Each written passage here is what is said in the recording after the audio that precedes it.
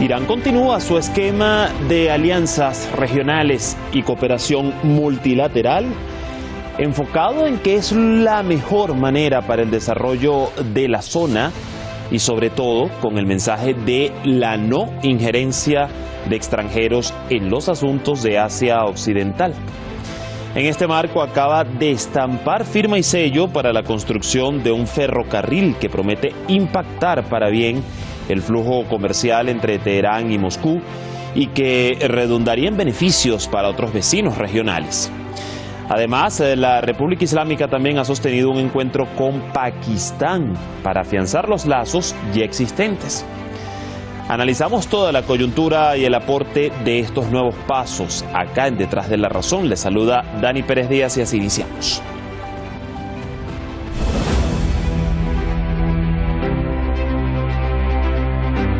Irán y Rusia firmaron este miércoles un acuerdo para la construcción de un ferrocarril estratégico que une a los dos países a través de Azerbaiyán y tiene como objetivo potenciar el comercio en la región. El evento fue supervisado por el presidente de Irán, Sayed Ebrahim Raisi, y su par ruso Vladimir Putin a través de videoconferencia. بدون تردید این توافق گام مهم راهبردی است در جهت همکاری‌های بین جمهوری اسلامی ایران و فدراسیون روسیه.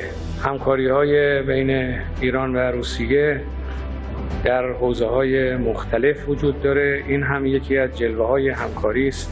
La ruta Raj-Astara forma parte del megaproyecto ferroviario Corredor de Transporte Internacional Norte-Sur, que tiene como objetivo vincular hacia Central Europa y el sur de Asia y rediseñar de este modo los circuitos de la globalización y contrarrestar la hegemonía occidental, y puede competir con el Canal de Suez. ظرفیت‌هایی که امروز در ایران اسلامی وجود داره ظرفیت‌های بالایی است. ولو برخی من جمله نظام سلطه به دنبال آن است که ایران رو دور بزنه. همه می‌دانند که مسیر ایران ارزان‌ترین، با صرفه‌ترین و نزدیکترین مسیر برای کار تجاری و اقتصادی و ترانزیتی است. بر هیچ کس پوشیده نیست که امروز جایگاه و موقعیت ایران در منطقه به نحوی است که میتواند ظرفیت‌های بسیاری که در شرق آسیا وجود داره به اروپا متصل بکنه و این مسیر بسیار خوبی است که میتونه این مسیر برای کار تجاری و اقتصادی در منطقه مورد توجه قرار بگیره. Según se informa, Rusia realizará una inversión de 1.600 millones de euros en el proyecto ferroviario y se espera que entre en funcionamiento dentro de 48 meses. Особо подчеркну, что уникальная транспортная артерия север-юг, частью которой станет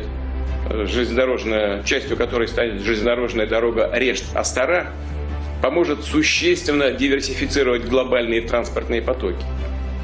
Перевозки по новому коридору будут обладать значительными конкурентными преимуществами.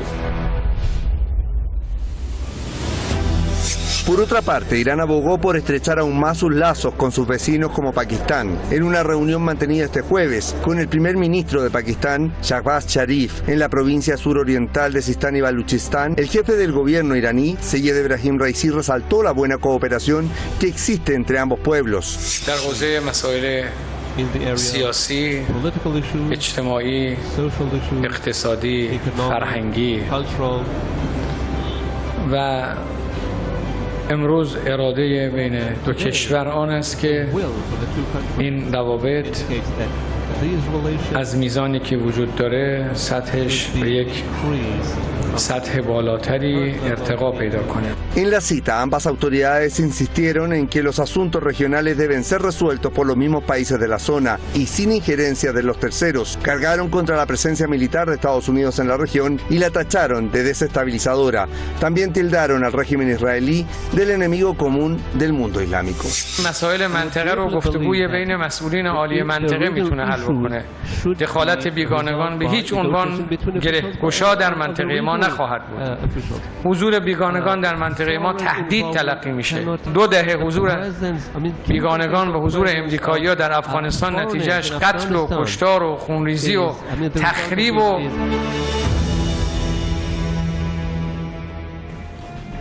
Allí teníamos entonces parte de lo que fueron ambas jornadas entre esas cooperaciones y afianzamiento de relaciones Irán, Rusia e Irán, Pakistán. Gracias al equipo de redacción y producción por el material. Nosotros vamos a presentar antes a nuestros analistas.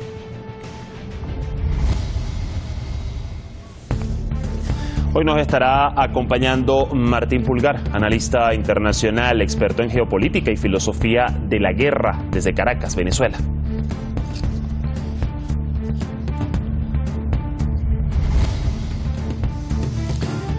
Y también nos aportará en el análisis Iñaki Gil de San Vicente, analista internacional, escritor y ensayista desde San Sebastián, en España.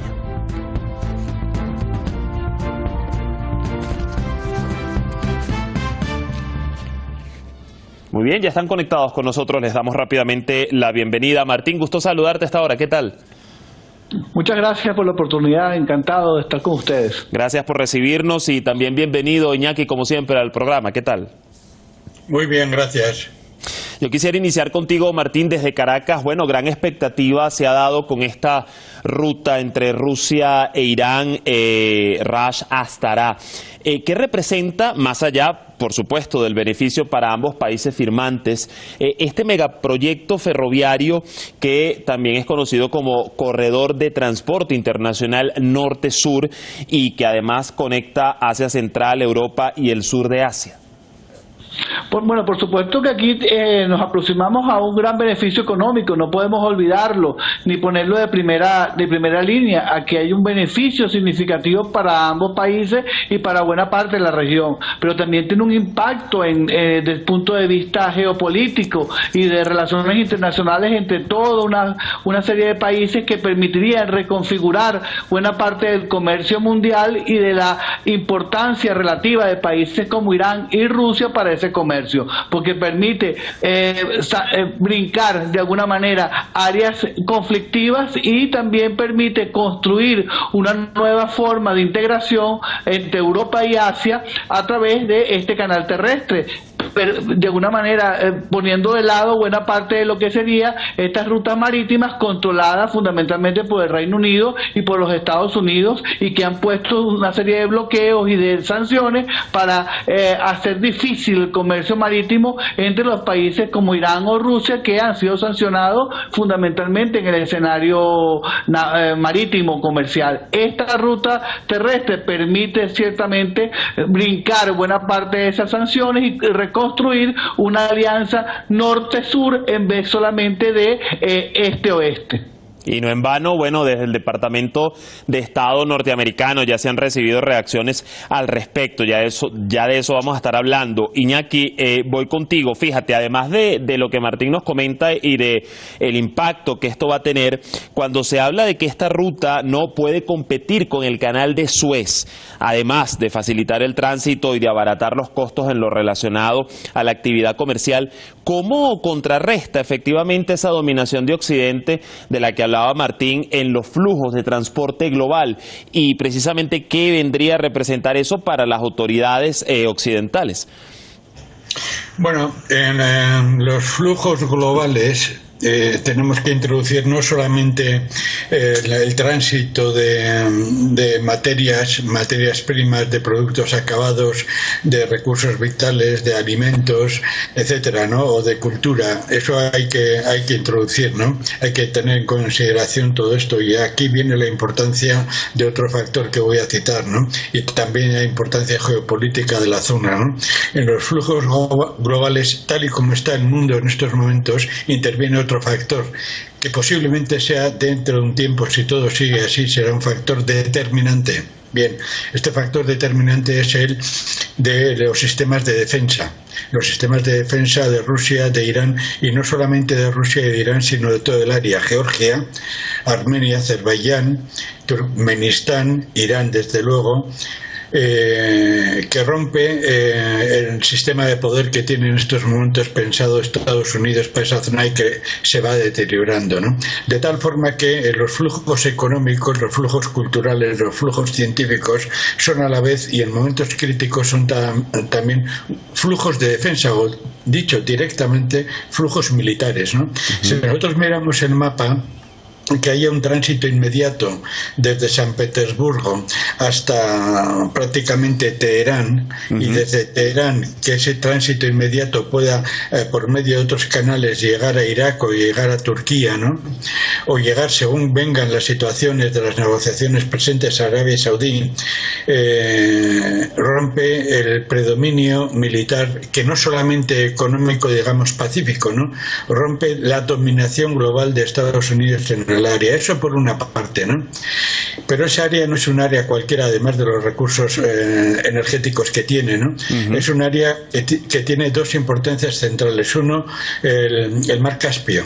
El Mar Caspio, que es una pieza codiciada por el imperialismo, y de ahí los intentos de hacer una revolución naranja en Georgia, y de ahí los intentos de romper la unidad que ya se está soldando y recuperando de nuevo en las conversaciones que está teniendo Irán con Azerbaiyán y con Armenia, ¿no?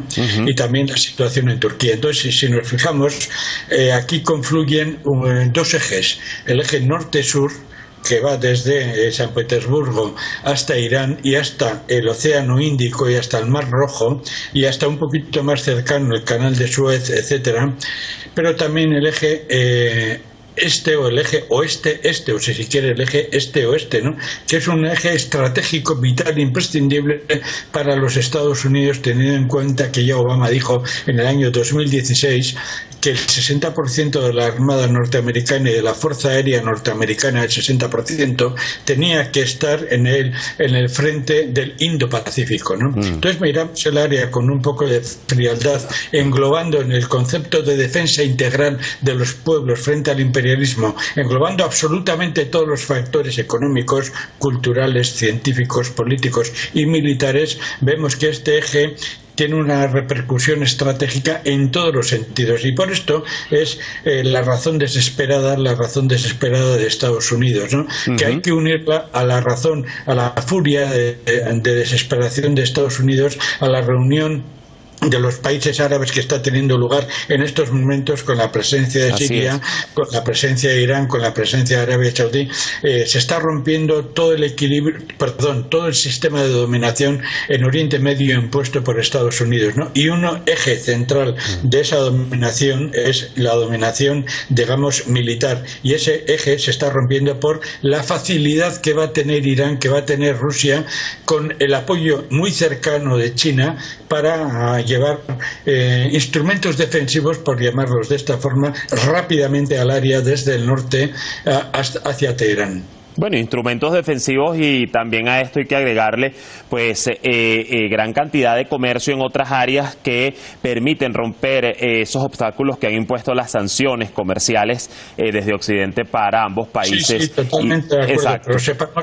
Sí, totalmente de acuerdo, pero sepamos que un desarrollo económico, si no conlleva un desarrollo defensivo, entra rápidamente en incapacidad de resistir a las presiones norteamericanas y viceversa. Si no hay una capacidad defensiva que esté basada en una capacidad económica endógena propia de los pueblos del área, esa capacidad defensiva va a resistir muy poco tiempo. Por tanto, los dos van estrechamente unidos. Así es. Ahora, Iñaki, bueno, mencionabas efectivamente lo que esto puede generar, ¿no? O ya está generando en Occidente, en Washington en particular, y a eso voy contigo, Martín, porque, bueno, bien sabemos que Moscú y Teherán son parte de esa lista de Washington y de su hostilidad, pero a tu consideración, ¿es aún muy pronto para decirlo, o con esos cambios que efectivamente estamos viendo en la región y la determinación de estas naciones de echar a andar ese multilateralismo, pudiéramos decir ya a estas alturas que Estados Unidos está perdiendo sus estrategias para intervenir en las decisiones de los países de la zona, aun cuando sigue manteniendo presencia militar acá en Asia Occidental? Bueno, primero que es un inicio de buena parte de la reconfiguración de las políticas en esa área. Estados Unidos, por supuesto, aprende también y se adapta. Este esfuerzo de construir un eje de integración norte-sur entre Rusia e Irán, pasando por los países del Cáucaso, como bien decían, es muy importante porque redefine buena parte de la política y excluye a potencias exógenas como los Estados Unidos, pero también como otros, fundamentalmente los ingleses en menor medida, pero de alguna manera también Estados Unidos se readapta, construye, critica, pretenderá imponer de alguna manera algún intento para frenar este tipo de integración, buscará modificar alianzas que se tenga con otros países, que no puedan ser incluidos otros países en estas alianzas geoeconómicas y geopolíticas que se están construyendo. En fin, por supuesto, Estados Unidos pierde influencia a través de estas acciones, pero no podemos olvidar que Estados Unidos también se readapta y se reacomoda en función de no perder ese tipo de influencia, y puede también ser un factor de desestabilización en países vecinos, y siempre echar veneno y buscar violencia utilizando elementos, por ejemplo, de luchas interétnicas, incentivando diferencias culturales que existen en ese sector del mundo donde hay muchísimas roces culturales y étnicos, y Estados Unidos prácticamente los incentiva porque es una forma de seguir controlando y seguir manteniendo su presencia ahí y justificar su presencia como una especie de potencia estabilizadora ante las amenazas que pueden existir en esa zona. Ella construye las amenazas y después pretende ser el pacificador de la zona. Y ese es un gran desafío que todavía tienen los países pues del mundo musulmán y de Asia Occidental. Iñaki, regreso contigo y precisamente a este tema y de este acuerdo, de esta firma que han suscrito Rusia e Irán. También vamos a añadir lo que ha sido el encuentro, el afianzamiento de alianzas entre Irán y Pakistán. Precisamente durante un encuentro entre el presidente Raisi y el primer ministro de Pakistán se enfatizó en que esa presencia de extranjeros en la región no resolverá para nada los problemas de la zona, y para muestra lo sucedido en Afganistán. Te pregunto, teniendo aún la ficha de Israel, y bajo esos alegatos que Martín mencionaba del combate al terrorismo por parte de Estados Unidos, ¿cuánta contraposición le hace esto, lo que parece ser un acercamiento y fortalecimiento de los países musulmanes, además del eje de la resistencia dentro del mundo islámico? Muy recientemente ha habido una reunión a 3 bandas entre Afganistán, Pakistán y China. Ahora ha habido una reunión a 2 bandas entre Irán y Pakistán. Todos sabemos que la derrota de Estados Unidos en Afganistán no fue una derrota tan estrepitosa en el sentido oficial del término como fue la de Vietnam, porque todos sabemos que Estados Unidos dejó tropas dormidas, dejó grupos terroristas, dejó estructuras de causar terror y agitar problemas profundos cuando le convenga a Estados Unidos. No todos sabemos la complejidad, ya lo ha explicado el compañero, la complejidad técnica cultural de todo el área, ¿no? Frente a esa complejidad, Irán aporta una solidez muy apreciable, ¿no? Eso por un lado, ¿no? Pero Afganistán necesita vitalmente un aporte económico, necesita un clima de tranquilidad, necesita un clima de resolución de las graves deficiencias que padece a raíz de la ocupación norteamericana. Todavía Norteamérica no le ha devuelto no solamente esos 9.000 millones de euros que le robó descaradamente al retirarse de Afganistán, sino prácticamente le está intentando someter a un ahogo económico, aplicando la política de sanciones, lo mismo que ha aplicado contra Irán y contra tantos otros países, ¿no? Entonces, este acuerdo entre Pakistán e Irán, y por tanto, por parte de Irán, los lazos con Rusia mediante este tren, y por parte de Pakistán, los lazos con China, nos permiten ver simplemente una especie de curva, por decirlo muy claramente, ¿no? Una especie de curva que va desde China en el este, engarza con Pakistán, sigue hacia el oeste con Irán, y de Irán sube para arriba con este tren hasta Rusia, ¿no?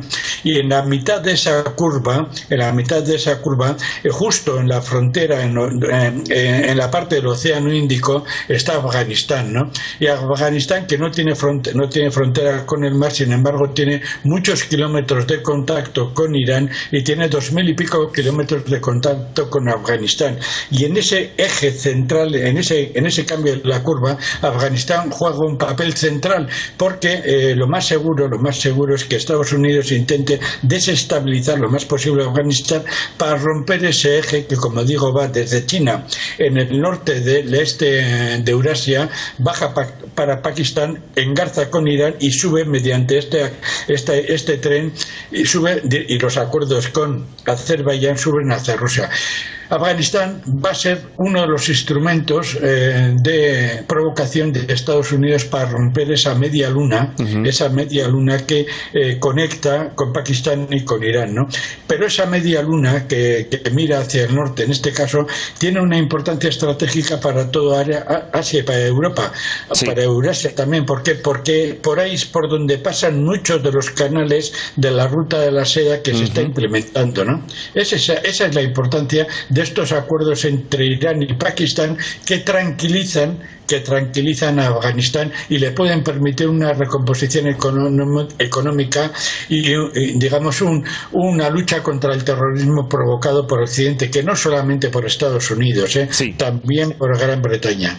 Muy interesante esta explicación, Iñaki, y de esa llamada media luna basta con ver el mapa allí para entender un poco más o comprender esa zona geoestratégica. Y precisamente, Martín, ya para ir hacia nuestras reflexiones finales, hablando de ese eje Irán-Pakistán, es un país que bien sabemos, ha pasado los últimos meses por altibajos políticos y sociales, allí le hemos seguido el pulso, y muchos en Occidente, bien sea medios o analistas, ven a Pakistán incluso como una nación falta de cohesión social, además de otras problemáticas. Pero a tu consideración, ¿cuán vital es hoy esa nación para ese eje de la resistencia y para la cooperación regional?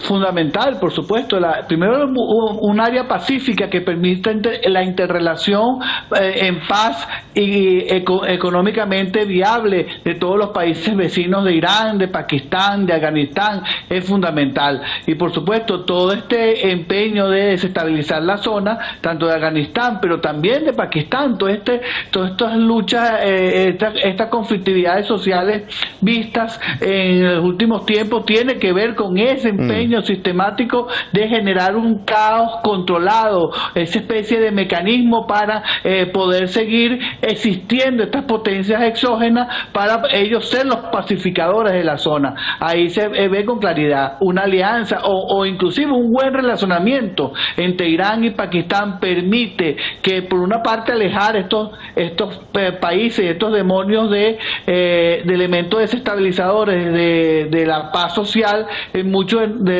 esas naciones, pero también permite un avance en el desarrollo, un avance en la proyección de los países integrados en un mundo más pacífico y más de integración económica, social y cultural, que también los une. Aunque hay diferencias culturales, también hay muchísimas mecanismos de integración cultural que permite saltarse buena parte de esas diferencias que son auspiciadas para el odio y la violencia. En fin, yo creo que son fundamentales ampliar ese escenario, de tener los mecanismos que se puedan usar por países exógenos para impedir una buena relación armónica, económica y cultural entre los países vecinos, y por supuesto la alianza entre un norte y un sur cada vez más viable, que es viable una integración entre Rusia e Irán, pero también es viable una integración norte-sur, que es lo que ha sido saboteado desde hace 60 años o más. Una integración que vemos cómo se está poniendo cada día más en marcha y en la práctica, sobre todo. Les quiero agradecer a ambos, Iñaki y Martín, por habernos acompañado el día de hoy en el análisis. Como siempre, gracias por esa clase de geopolítica. Hasta una próxima oportunidad. Gracias a ustedes. Bueno, y el panorama de la voz de nuestros expertos. Lo cierto es que, aunque desde el Departamento de Estado de Estados Unidos surgió la preocupación sobre ese proyecto ferroviario ruso-iraní, por lo que supondría un frente a las sanciones occidentales, pues Teherán calificó de inadmisible estas declaraciones, a la par que reiteró que su política se basa en la cooperación para la seguridad, el desarrollo y el bienestar comunes. Así las cosas, cerramos el tema. Gracias por habernos acompañado, que tengan muy buena jornada, buen fin de semana. Les esperamos el lunes con más acá en Detrás de la Razón.